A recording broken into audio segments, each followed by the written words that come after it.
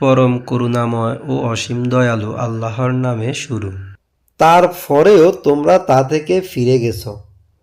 কাজেই আল্লাহর অনুগ্রহ ও মেহেরবানি যদি তোমাদের উপর না থাকতো তবে অবশ্যই তোমরা ধ্বংস হয়ে যেতে।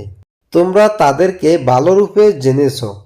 যারা শনিবারের ব্যাপারে সীমা লঙ্ঘন করেছিল আমি বলেছিলাম তোমরা লাঞ্ছিত বানর হয়ে যাও।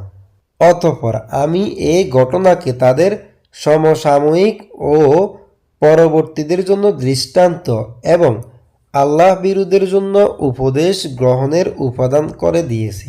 যখন মূসা আলাইসাল্লাম স্বীয় সম্প্রদায়কে বললেন, আল্লাহ তোমাদের একটি গরু জবাই করতে বলেছেন, তারা বলল, তুমি কি আমাদের সাথে উপবাস করছো? মূসা আলাইসাল্লাম বললেন, মূর্খদের অন্তর্ভুক্ত হওয়া থেকে আমি আল্লাহর আশ্রয় প্রার্থনা করছি।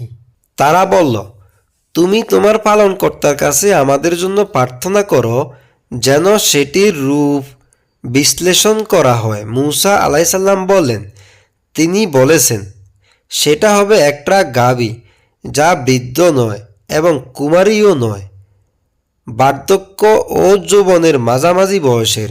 এখন আদিষ্ট কাজ করে ফেলো। তারা বলল, তোমার পালনকর্তার কাছে আমাদের জন্য প্রার্থনা করো যে তার রং কিরূপ হবে। মূসা আলাইসাল্লাম বললেন, তিনি বলেছেন যে গাঢ় বর্ণের গাভী যা দর্শকদের চমৎকৃত করবে।